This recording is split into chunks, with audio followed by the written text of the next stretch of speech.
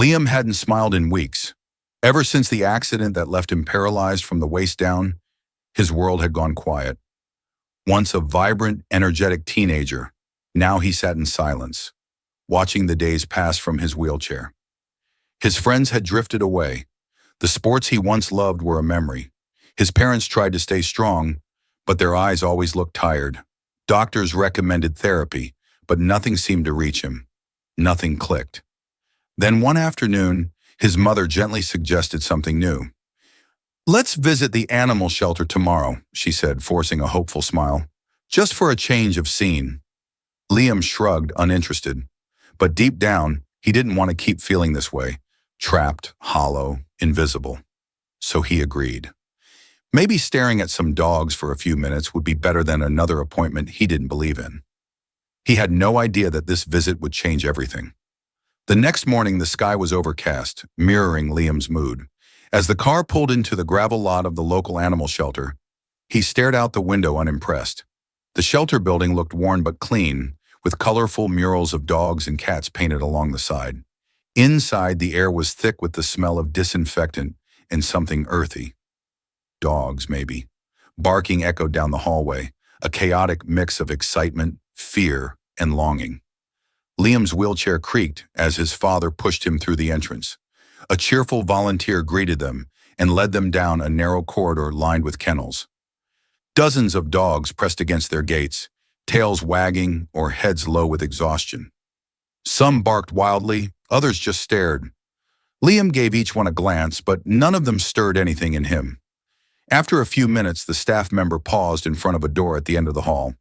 "We've got one more," she said hesitantly. "He's different. We usually don't bring visitors to him. He doesn't trust people." Liam barely reacted. He didn't expect to feel anything. But as the door creaked open and the shadowy figure inside stirred, something shifted, and he didn't know why. The room was dimly lit, quieter than the rest of the shelter. In the corner, curled up on a thin blanket, lay a large black dog, his ribs faintly visible, his coat dull and matted. He didn't bark. He didn't move. He just stared, eyes like twin pools of sorrow, filled with something Liam couldn't quite name. The volunteer lowered her voice. "His name's Shadow. We rescued him from a backyard where he was chained for almost 2 years. No sunlight, barely any food. Abused. He hasn't let anyone near him since." Liam's eyes met the dog's, and for a long moment, neither moved. Then slowly, ever so cautiously, Shadow lifted his head. His ears twitched. Liam felt his breath catch in his throat. It wasn't fear he saw, it was something deeper. Recognition, maybe. Pain, as if Shadow saw his own brokenness reflected in the boy before him. Without thinking, Liam extended his hand just slightly. The volunteer started to warn him, but then froze. Shadow stood up, shaky, unsure, and took a step forward, then another. The silence in the room became almost sacred. He stopped just inches from Liam's hand. No growl, no flinch, just stillness. And then, to everyone's disbelief, Shadow lowered his head and gently pressed it against Liam's knee. The volunteer gasped. "He's never done that before." Liam didn't speak, but something stirred in his chest. For the first time in a long time, he felt seen. Liam began asking to visit the shelter more often. What started as a one-time stop became a weekly routine, then every few days. Each time, Shadow would be waiting. He no longer stayed curled in the corner when Liam arrived. Instead, he'd rise, tail wagging slowly, eyes brighter. The shelter staff watched in quiet amazement as the two broken souls began to mend each other, piece by piece. At first, their moments were silent. Liam would simply sit beside Shadow, brushing his coat or holding out treats. Shadow would rest his head on Liam's lap, eyes closing in calm trust. There was no need for words. But soon Liam started to talk.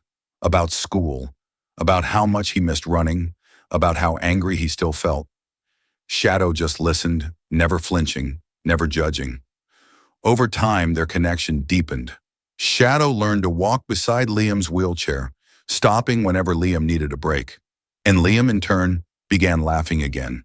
Real, heartfelt laughter that echoed through the shelter halls.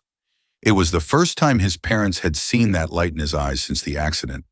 Volunteers would often pause and watch the pair together. "It's like they were meant for each other," someone whispered once. The boy who had once shut the world out now had a reason to come back to it. And the dog who had once feared every human touch now leaned into Liam's hands like they were the safest place on earth. Together they were healing, without even trying. One rainy afternoon, the shelter called. Shadow wasn't eating. He was refusing to come out of his room. Something was wrong. Without hesitation, Liam insisted on visiting. The moment he rolled into the shelter, Shadow stirred. Their eyes met, and instantly, the dog stood, weak but alert, tail thumping slowly. Relief washed over the staff. It was as if Shadow had been waiting only for him. Liam entered the room quietly, rain tapping softly against the windows. "Hey, buddy," he whispered. "You scared me." Shadow limped forward and rested his head in Liam's lap, eyes closing. Liam stroked his fur gently. He had never seen Shadow this tired. His chest felt tight. "You're not allowed to leave me," Liam murmured, tears prickling his eyes. "We're in this together, remember?" And then, something happened. Shadow's paw, trembling, lifted and rested gently on Liam's motionless leg. It was so subtle, so simple. But Liam broke.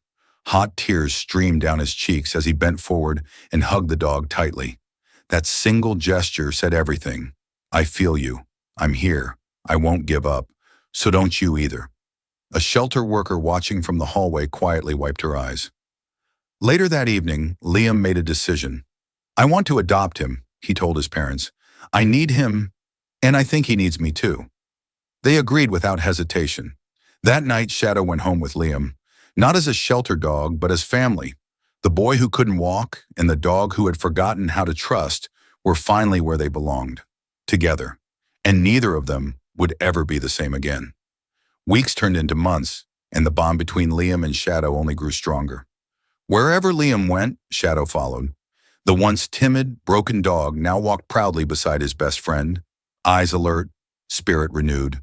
And Liam, he was changing too. He smiled more, laughed louder. He even started physical therapy again, motivated not by pressure, but by purpose. "Shadow believes in me," he'd say, "so maybe I should start believing in myself too." Together they visited schools and community centers, sharing their story of healing. People were moved to tears by the sight of the teen in the wheelchair and the once abused dog sitting faithfully at his side. They became symbols of resilience, proof that sometimes the deepest scars don't make you weaker. They make you stronger. Liam often said, "I thought I was saving him, but he saved me first." Their journey wasn't easy. Healing never is. But through patience, love, and silent understanding, they taught each other how to live again. Not just survive, but truly live. So if you're ever feeling lost, broken, or unseen, remember this. Sometimes the one who saves you doesn't come in the way you expect. Sometimes they come on four legs with tired eyes and a heart that's just as bruised as yours. And when that connection happens, it's nothing short of a miracle that walks beside you, tail wagging, head held high, reminding you every single day, you are not alone.